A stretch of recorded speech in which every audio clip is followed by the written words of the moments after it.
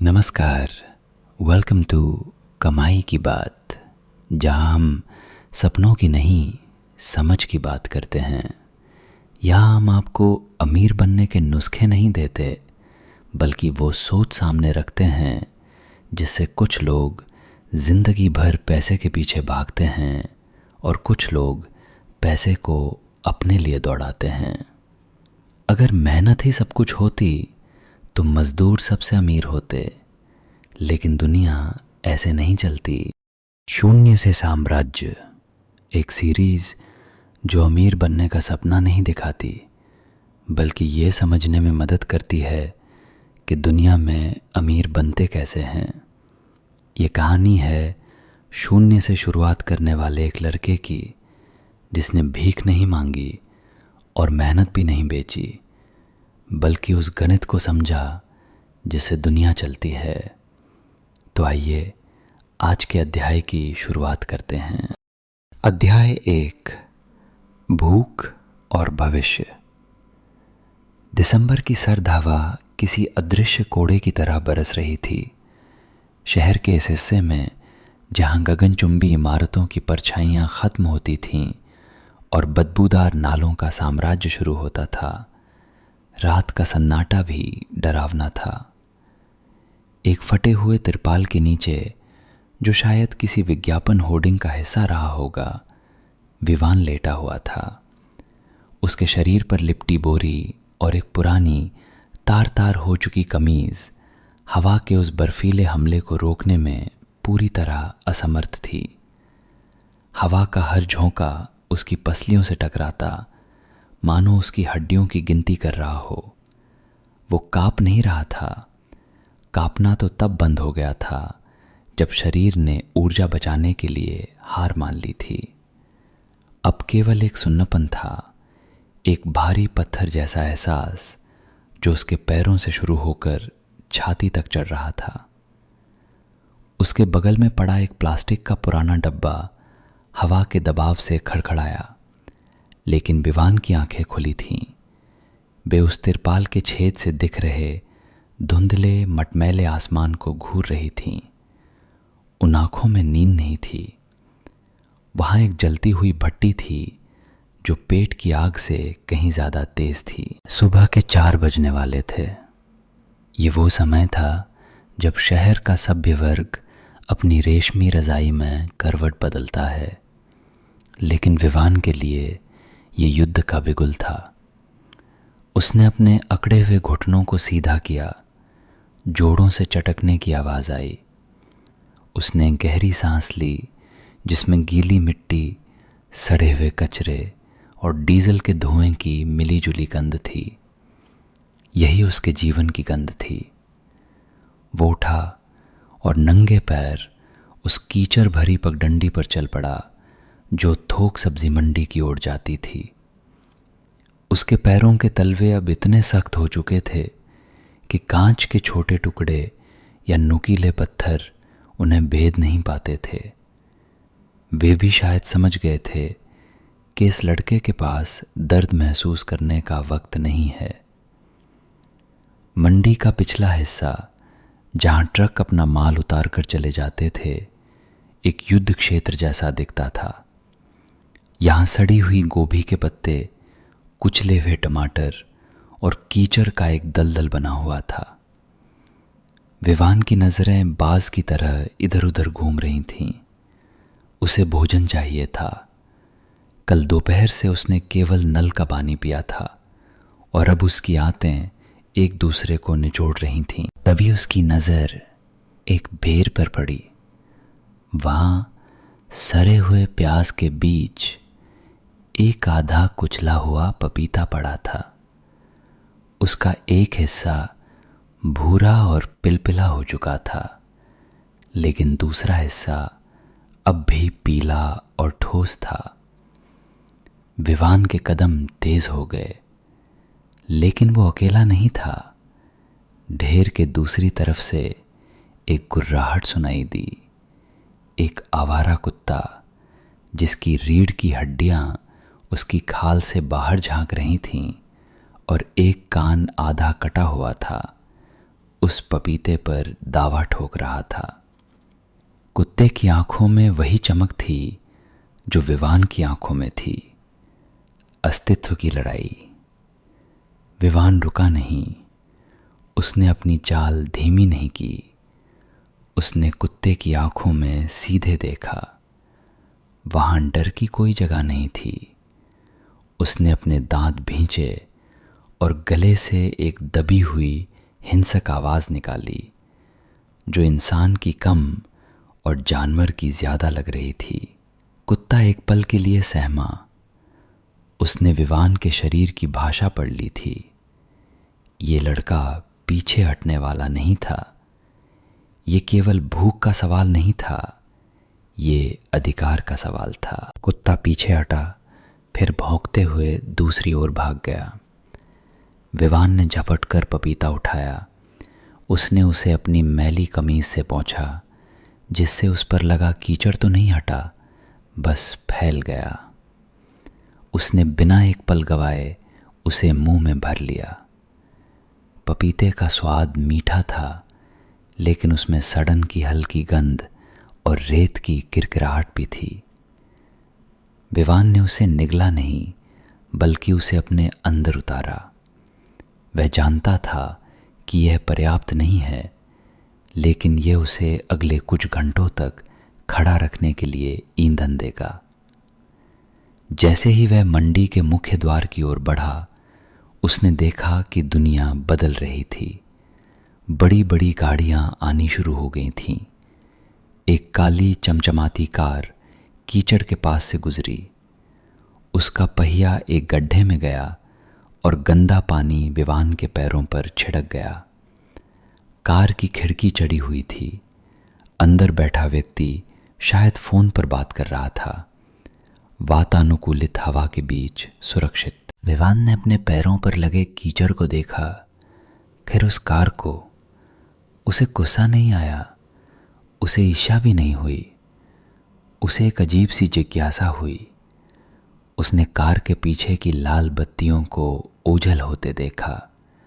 वो सोच रहा था, उस कार के अंदर और इस कीचड़ के बाहर के बीच की दूरी कितनी है? क्या ये दूरी केवल किस्मत की है? वो मंडी के कोने में खड़ा हो गया, जहां से वो पूरे व्यापार को देख सकता था। यहां सेठ लोग अपनी गद्दियों पर बैठे थे। उनके सामने मोटे बही खाते खुले थे। विवान ने देखा कि एक किसान पसीने से लथपथ होकर बोरियां ढो रहा था। उसकी पीठ झुकी हुई थी। चेहरे पर झुर्रियां थीं, जो धूप और मेहनत की गवाही दे रही थीं। उसने अपनी फसल सेठ के सामने रखी।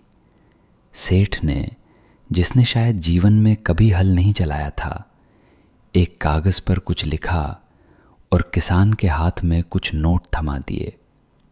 किसान ने उन नोटों को माथे से लगाया जैसे वे भगवान का प्रसाद हों, और चला गया। विवान की आंखें सेठ के हाथों पर जमी थीं। सेठ ने उस फसल को तुरंत दूसरे व्यापारी को दुगने दाम पर बेच दिया, बिना अपनी गद्दी से हिले।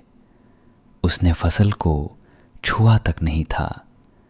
उसने केवल एक कागज का टुकड़ा इधर से उधर किया था। विवान के दिमाग में एक बिजली सी कौंधी। वह देख रहा था कि मेहनत और पैसे का सीधा संबंध नहीं था।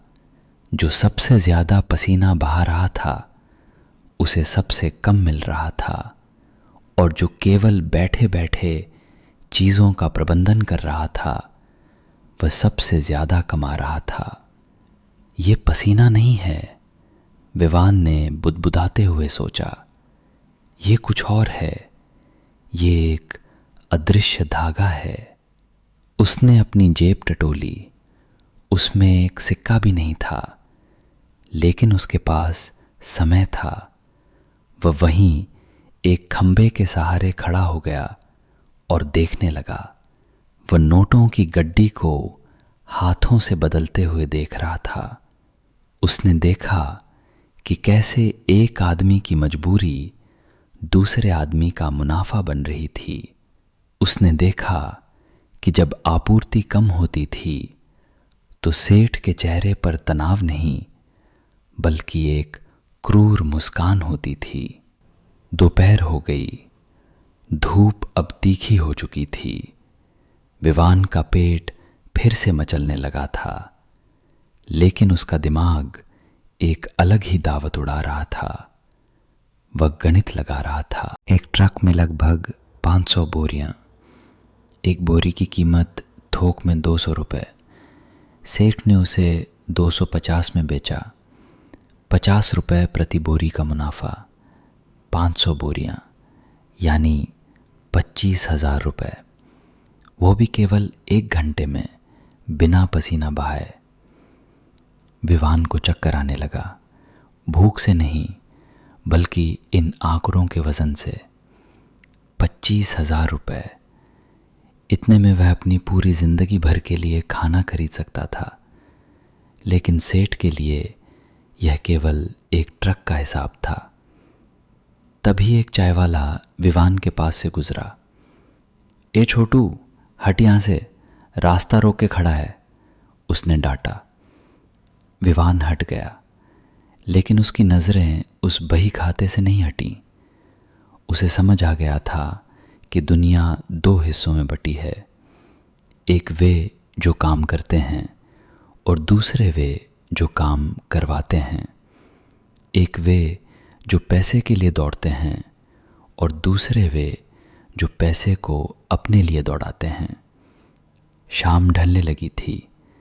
मंडी का शोर कम हो रहा था। विवान वापस अपनी जगह की ओर चल पड़ा। रास्ते में उसे एक रद्दी की दुकान दिखी। बाहर पुराने अखबारों का ढेर लगा था। हवा से उड़कर एक पन्ना उसके पैरों के पास आ गिरा। वह एक बिजनेस अखबार का पन्ना था। विवान ने उसे उठाया। वो बहुत ज़्यादा पढ़ा लिखा नहीं था, लेकिन वो अक्षर जोड़ सकता था। सुर्खी थी, बाजार में गिरावट, निवेशकों के करोड़ों डूबे। उसने उस पन्ने को अपनी जेब में रख लिया। उसे ये समझ नहीं आया कि निवेशक कौन होते हैं या बाजार कैसे गिरता है, लेकिन उसे यह शब्द पसंद आया, करोड़ों। यह शब्द उसके मुंह में उस सड़े हुए पपीते से ज़्यादा मीठा लग रहा था। रात फिर से घिर आई थी। ठंड वापस लौट रही थी अपनी पूरी क्रूरता के साथ। विवान अपने तिरपाल के नीचे वापस आ गया। उसने उस अखबार के पन्ने को अपनी छाती पर रखा, कमीज के अंदर, ताकि वो थोड़ी गर्माहट दे सके। कुत्ते दूर कहीं भौंक रहे थे। शायद वही कुत्ता जिसे उसने सुबह हराया था अब किसी और कचरे के ढेर पर अपनी किस्मत आजमा रहा होगा। लेकिन विवान अब उस कुत्ते जैसा महसूस नहीं कर रहा था। आज उसने कुछ ऐसा चखा था जो भोजन नहीं था। उसने संभावना का स्वाद चखा था। उसने अपनी मुट्ठी भेजी। उसकी हथेलियों में अभी भी मंडी की धूल और पपीते का चिपचिपापन था। उसने अपनी आंखों के सामने अपने हाथ को फैलाया और अंधेरे में उसे देखने की कोशिश की। ये हाथ, ये सिर्फ कचरा बीनने के लिए नहीं बने थे। मैं भीख नहीं मांगूंगा, उसने अंधेरे से कहा। उसकी आवाज़ फटी हुई थी, लेकिन उसमें कंपन नहीं था। मैं उस गद्दी पर बैठूंगा, मैं उस अदृश्य धागे को पकड़ूंगा जो इस दुनिया को नचाता है। उसके पेट में भूख अभी भी थी, लेकिन अब वो उसे काट नहीं रही थी। अब वो भूख एक इंजन का ईंधन बन गई थी। उसने करवट ली। ज़मीन पथरीली थी, लेकिन उसे अब फर्क नहीं पड़ रहा था। उसके दिमाग में वो गणित चल रहा था, 200, 50, 50,000। उस रात विवान को नींद नहीं आई। वो जागता रहा पहली बार उसे अपनी गरीबी एक कैद नहीं बल्कि एक पहेली लगी जिसे सुलझाना था। उसे ये नहीं पता था कि चक्रवृद्धि ब्याज क्या होता है, उसे इक्विटी का मतलब नहीं पता था, लेकिन उसे एक बुनियादी नियम समझ आ गया था, जिसके पास रसद है वही राजा है और जिसके पास केवल भूख है वो सिपाही। विवान ने तय कर लिया था वो सिपाही बनकर नहीं मरेगा। उसने अपनी फटी हुई जेब से एक छोटा सा कोयले का टुकड़ा निकाला जो उसने दिन में कहीं से उठाया था। पास की दीवार पर जहाँ सीलन से प्लास्टर उखड़ रहा था उसने एक लकीर खींची। ये उसकी शुरुआत थी, शून्य।